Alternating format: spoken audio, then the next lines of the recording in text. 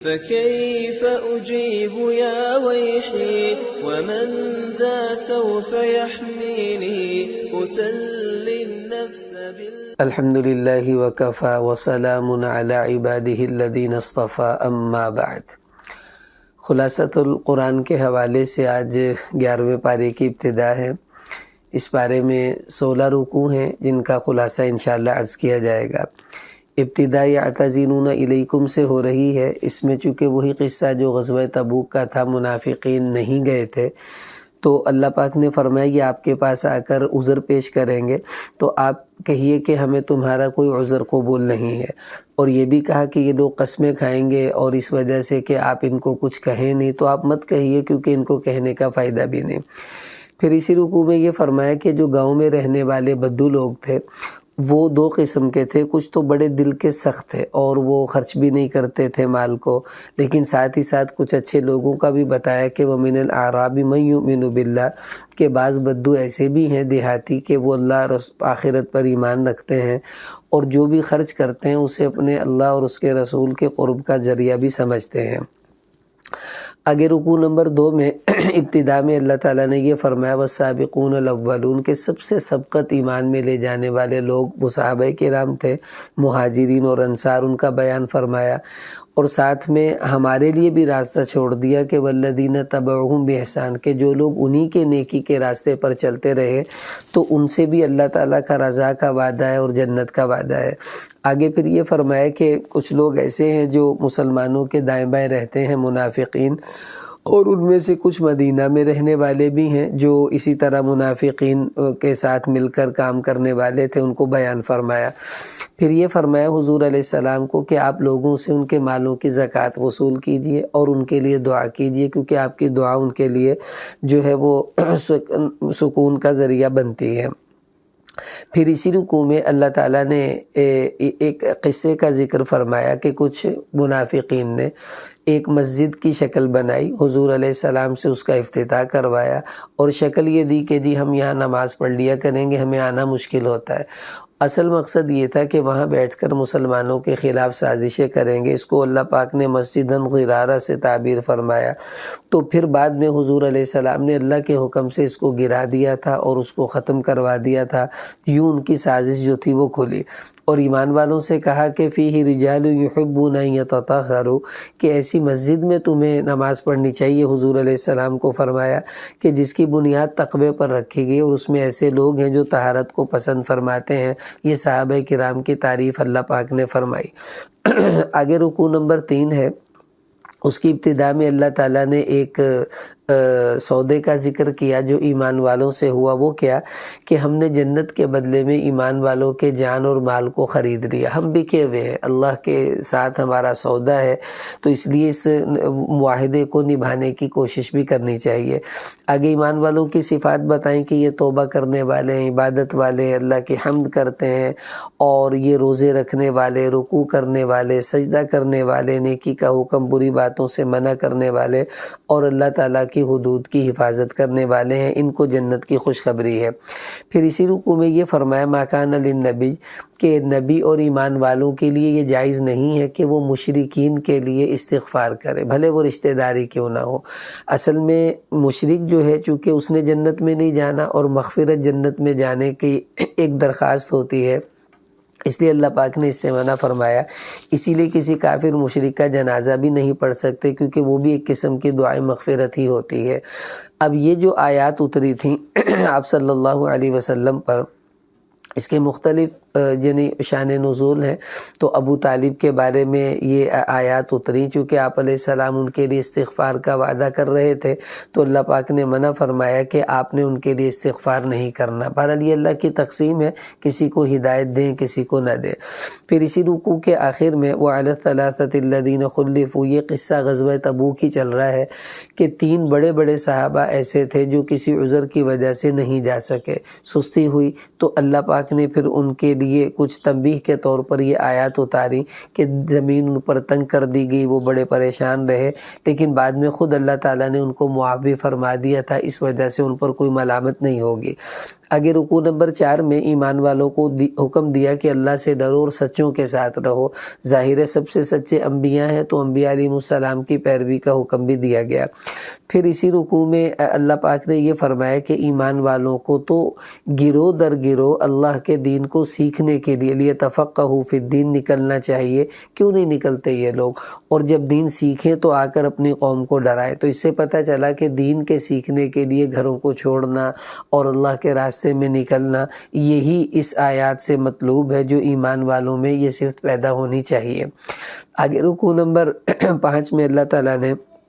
ایمان والوں کو حکم دیا کہ یہ جو کافر لوگ ہیں تم لوگ ان سے قتال کرو، کیونکہ ان کا حل یہ ہے کہ یہ لوگ اپنے کفر پر ڈٹ چکے ہیں اور اسلام کے خلاف یہ سازشیں کرتے ہیں، تو تمہیں بھی ان کا مقابلہ کرنا چاہیے۔ پھر منافقین کو ڈانٹا کہ وہ لوگ مسلمانوں کا حوصلہ گھٹانے کی کوشش کرتے تھے، تو اللہ پاک نے فرمایا یہ ہر سال 1-2 مرتبہ آزمائشوں میں آتے ہیں، اس کے باوجود مانتے نہیں ہیں۔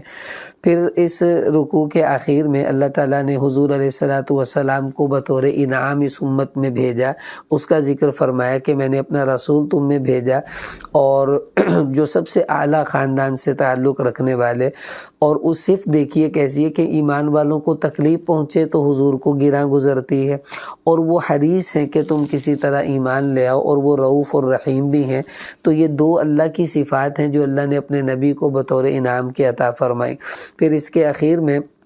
ایک بڑی دعا ہے جو کسی بھی مشکل کے وقت پڑھی جائے گی، وہ کیا؟ حسبی اللہ لا الہ الا هو علیہ توکلت وہو رب العرش العظیم، کہ یہ ہر مصیبت اور مشقت میں پڑھنے سے اللہ کی مدد ساتھ ہو جاتی ہے۔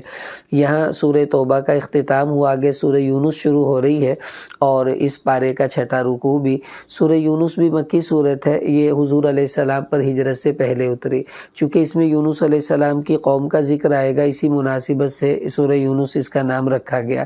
ابتدا الف لام را سے ہو رہی ہے، یہ حروف مقطعات ہیں، ان کا معنی اللہ ہی بہتر جانتے ہیں، ہمیں اس کے معنی کی تلاش کے کوئی ضرورت نہیں، نہ اس کا کوئی حکم دیا گیا۔ تو اللہ تعالیٰ نے اس میں اپنی کچھ بڑائی کو بیان فرمایا کہ زمین و آسمان کو اللہ نے 6 دن میں بنایا، پھر عرش پر اللہ مستوی ہو گئے، اور یہ بھی فرمایا کہ سورج چاند کو اللہ پاک نے کام پر لگا دیا، روشنی کا ذریعہ ان کو بنایا، اور زمین دن اور رات کی جو اختلاف ہے اس میں اللہ نے نشانیاں چھوڑی۔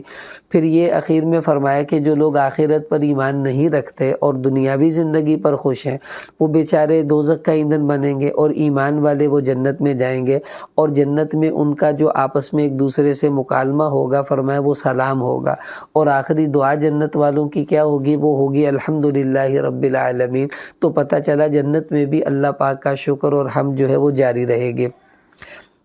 آگے رکوع نمبر 7 شروع ہو رہا ہے، اس میں اللہ تعالیٰ نے یہ بتایا کہ لوگ ہم سے عذاب کی جلدی مانگتے ہیں کہ عذاب کیوں نہیں آتا، عذاب کیوں نہیں آتا۔ تو اگر ہم عذاب بھیج دیں پھر تو کام تمام ہو جائے گا سب کا، یہ تو ہم مہلت دے رہے ہیں، ان کو اس سے سبق سیکھنا چاہیے۔ اور یہ بھی فرمایا کہ انسانوں کو جب تکلیفیں پہنچتی ہیں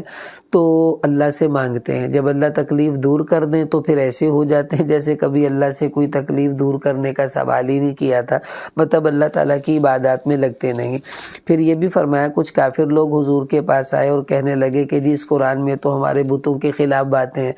آپ ایسا کیجئے کوئی نیا قرآن لے آئیں، او بدل، یا پھر اس کو تھوڑا تبدیل کر دیں۔ تو ہمارے نبی نے کو اللہ پاک نے فرمایا آپ کہہ دیجئے میں اس کو نہیں بدل سکتا، نہ میں خود اپنی طرف سے بنا کر لایا ہوں، اللہ نے بھیجا ہے، وہ چاہے بدلے، میرے اختیار میں یہ نہیں ہے۔ تو پتہ چلا کہ قرآن پاک کا ایک حرف بدلنا بھی نہ نبی کے اختیار میں ہے نہ کسی اور کے اختیار میں۔ اب کیسے بدبخت ہیں وہ لوگ جو یہ کہتے ہیں کہ جی یہ قرآن ہی صحیح نہیں ہے، یا اصل قرآن تو 40 سپاروں والا آئے گا، یہ قرآن تو ایسے ہی ہے بس۔ تو ایسے لوگ جو قرآن پاک کے منکر یا کسی آیات کے منکر یا اس میں تبدیلی کے منکر قائل ہوں گے، تو ایسے لوگ دائرہ اسلام سے خارج ہو جاتے ہیں، کیونکہ قرآن کا تو بدلنے کا اختیار نبی کو نہیں ہے، پھر کسی اور کو کیسے ہو جائے گا۔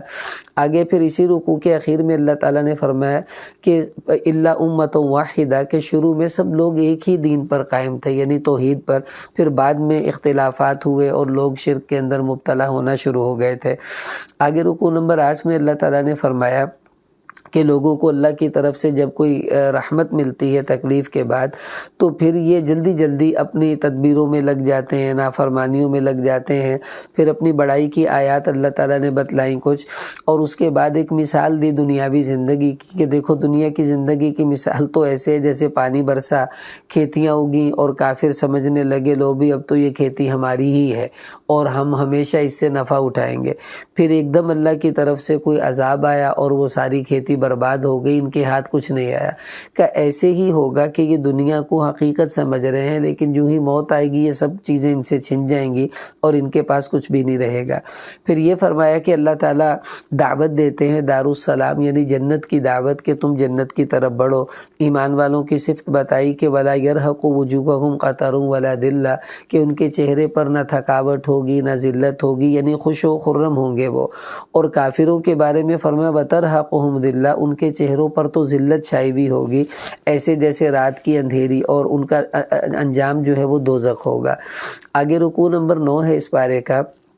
قُلْ مَن يَرْزُقُكُم مِّنَ السَّمَاءِ، اللہ تعالیٰ نے اس میں سوالیہ انداز اپنایا اور یہ بڑا بلیغ طاقتور انداز ہوتا ہے۔ جیسے کوئی آدمی سوال تب کرتا ہے جب اس کو پوری دسترس اور کنٹرول ہوتا ہے کسی چیز پر، تو اللہ فرما رہے ان سے پوچھو کون ہے آسمان و زمین میں جو رزق دیتا ہے تمہیں، کون ہے جو تمہارے کانوں اور آنکھوں کا مالک ہے، کون ہے جو زندہ سے مردہ، مردہ سے زندہ کو نکالتا ہے، کون ہے جو اس پوری کائنات کے نظام کی تدبیریں کرتا ہے، بارشیں برسانا، سورج کا آنا جانا، تو ظاہر اللہ کے سوا تو کوئی بھی نہیں ہے، اس کا کیا جواب ہوگا؟ پھر کہا ان سے پوچھو کہ تم جن کو شریک ٹھہراتے ہو کیا وہ اللہ کی طرح چیزیں بنا سکتے ہیں؟ کیا وہ اللہ کی طرح مردوں کو دوبارہ زندہ کر سکتے ہیں؟ تو ظاہر ہے کچھ بھی نہیں ہوگا۔ تو اللہ پاک نے پھر اسی ضمن میں یہ سب آیات ارشاد فرمائیں کہ اس کا جواب یہی نکلے گا بھائی یہ سب کام تو اللہ ہی کر سکتے ہیں، تو پھر مانو نا اللہ کو۔ تو یہ ایک انداز تھا جو اس رکوع میں اپنایا گیا۔ پھر اسی رکوع میں اللہ تعالیٰ نے یہ فرمایا کہ یہ جو کافر ہیں یہ تو کہتے ہیں کہ جی یہ تو قرآن خود ہی گھڑ لیا اس نبی نے، تو اللہ پاک فرما رہے کوئی بات نہیں، فَأْتُوا بِسُورَةٍ مِثْلِهِ، تم بھی ایسی ایک صورت بنا کر لے آؤ جو قرآن کا مقابلہ کر سکے، تو ہم مان جائیں گے اس نے بھی بنایا تم نے بھی بنایا۔ اگر تم اس کا مقابلہ نہیں کر سکتے تو مان جاؤ یہ اس کا بنایا ہوا نہیں، یہ اللہ کا اتارا ہوا کلام ہے۔ آگے رکوع نمبر 10 ہے، اس میں اللہ تعالیٰ نے یہ ان لوگوں کا ذکر کیا جو حضور علیہ السلام کو جھٹلانے والے منافقین تھے۔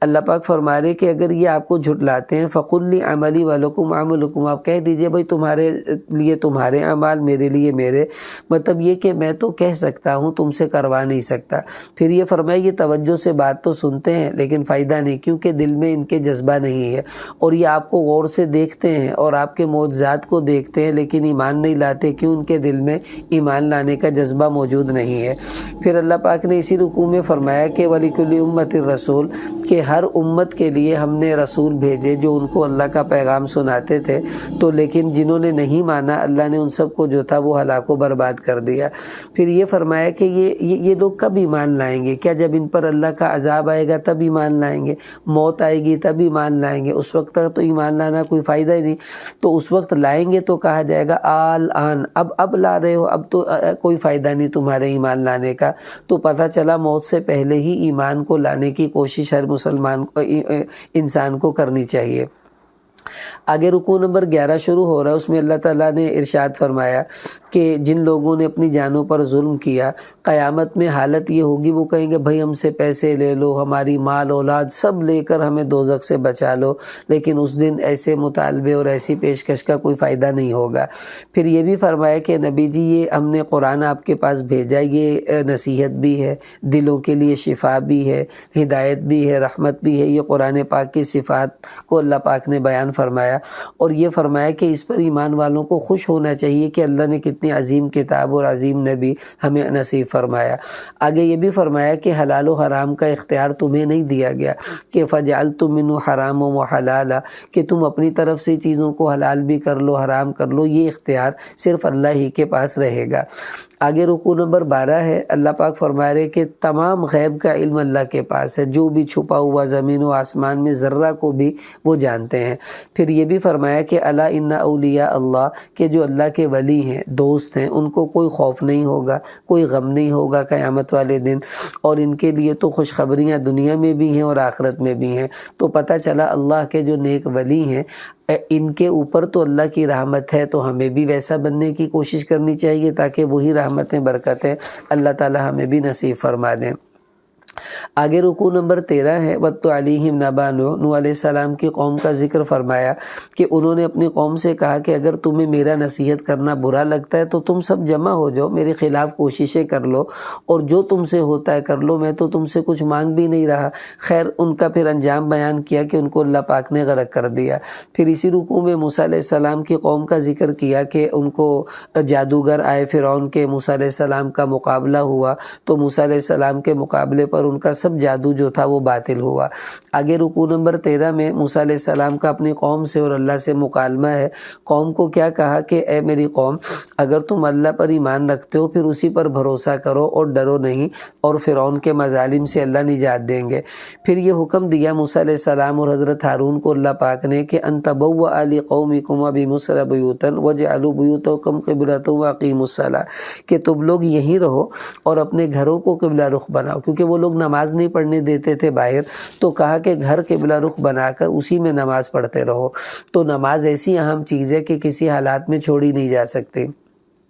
اور اسی نماز کی برکت سے اللہ نے پھر ان کو نجات بھی دی۔ آگے پھر موسیٰ علیہ السلام نے اللہ پاک سے یہ عرض کی کہ یا اللہ، آپ نے تو ان کو پیسے دیے ہیں، فرعون کو دنیاوی مال و متاع دیا ہے، یہ آپ کے بندوں کو گمراہ کر رہے ہیں، تو آپ ان کے مالوں کو برباد کر دیجیے۔ تو اللہ پاک نے پھر ان کی دعا قبول کی اور فرعون کو غرق کیا، جس کا ذکر آیا۔ تو فرعون مرتے وقت کیا کہہ رہا ہے؟ مرتے وقت کہنے لگا کہ میں تو ایمان لاتا ہوں جس پر بنی اسرائیل ایمان لائے، وَأَنَا مِنَ الْمُسْلِمِينَ، میں بھی مسلمان ہوں، لیکن چونکہ فرشتہ دکھ گیا تھا اس وجہ سے اس وقت کا ایمان معتبر نہیں۔ تو اللہ پاک فرما رہے آن اب ایمان لائے، اب کوئی فائدہ نہیں۔ اور یہ بھی فرمایا فَالْيَوْمَ نُنَجِّيكَ بِبَدَنِكَ، کہ اے فرعون، ہم تیرے جو ہے وہ جسم کو سلامت رکھیں گے تاکہ بعد والوں کے لیے وہ عبرت اور نشانی بن سکے، اور آج بھی اس کا جسم جو ہے وہ سلامت پڑا ہوا ہے مصر کے اندر۔ آگے رکوع نمبر 15 شروع ہو رہا ہے، اس میں اللہ تعالیٰ نے یہ فرمایا کہ ہم نے بنی اسرائیل کو بڑا اچھا ٹھکانہ دیا، ان پر انعامات کیے، اور پھر اس رکوع میں قوم یونس کا ذکر فرمایا کہ ان پر عذاب آ گیا تھا، لیکن اللہ تعالیٰ کا عذاب دیکھتے ہی وہ لوگ توبہ استغفار میں لگ گئے تو اللہ نے انہیں معاف کر دیا۔ لیکن اللہ فرما رہے الا قوم یونس، یہ ضابطہ سب کے لیے نہیں ہے کہ جب کسی کو عذاب نظر آئے اور وہ توبہ کر لیں تو ہم معاف کر دیں گے، نہیں، عذاب آنے کے بعد پھر توبہ نہیں ہے، فرشتہ دکھنے کے بعد توبہ نہیں ہے۔ یہ صرف اس قوم کی خصوصیت تھی کہ اللہ پاک نے ان کو یہ عطا فرمایا، ترغیب یہ دی گئی کہ تم اس سے پہلے ہی توبہ میں لگ جاؤ۔ اور پھر یہ بیان فرمایا کہ افانتا تکرہ الناس، کہ اللہ چاہیں تو سب لوگ ایمان لے آئیں گے، لیکن اللہ نے سب کو اختیار دیا ہے، دین کے اندر داخل کرنے میں کوئی جبر زبردستی نہیں ہے، اور نہ ہی یہ دین کا مزاج ہے۔ آگے اس پارے کا 16واں رکوع، آخری رکوع شروع ہو رہا ہے، اس میں اللہ پاک نے فرمایا کہ نبی جی آپ کہہ دیجئے لوگو، اگر تمہیں شک ہے میرے دین کے بارے میں تو صاف صاف بات ہے، میں تو ان بتوں کی پوجا کرتا ہی نہیں جن کی تم کرتے ہو، میں تو اللہ کی عبادت کرتا ہوں جو تمہیں بھی موت دے گا، اور مجھے اسی پر ایمان لانے کا حکم دیا گیا ہے۔ اور یہ بھی فرمایا کہ اے نبی جی آپ اللہ کے سوا ایسوں کو مت پکاریے جو نفع نقصان کے مالک ہی نہیں۔ پھر یہ بھی فرمایا وَإِن يَمْسَسْكَ اللَّهُ بِضُرٍّ، کہ دیکھو اگر اللہ کوئی نقصان تمہیں دینا چاہے اسے کوئی دور نہیں کر پائے گا، اور اللہ کوئی بھلائی دینا چاہے تو اس کے فضل کو کوئی روک نہیں سکتا، کیونکہ وہ تو خود مختار ہے، وہ جو چاہے کرے، اس کے مقابلے پر تو کوئی آ ہی نہیں سکتا۔ پھر آخر میں یہ فرمایا اے نبی جی آپ لوگوں سے کہہ دیجئے کہ حق تمہارے پاس آ گیا ہے، اب جس کا جی چاہے گا ہدایت پر آنے کا اللہ اسے ہدایت دے دیں گے جو طلب رکھے گا، اور جو گمراہ ہونا چاہے گا اللہ اسے پھر گمراہ کر دیں گے۔ پھر میرا تمہارے اوپر کوئی اختیار نہیں ہوگا، میرا کام تو صرف کہنا تھا اور میں نے تمہیں کہہ دیا۔ بہرحال یہ اس پارے کا مختصر خلاصہ تھا، جو احکامات تھے، اللہ پاک ہمیں ان پر عمل کرنے کی توفیق عطا فرمائے۔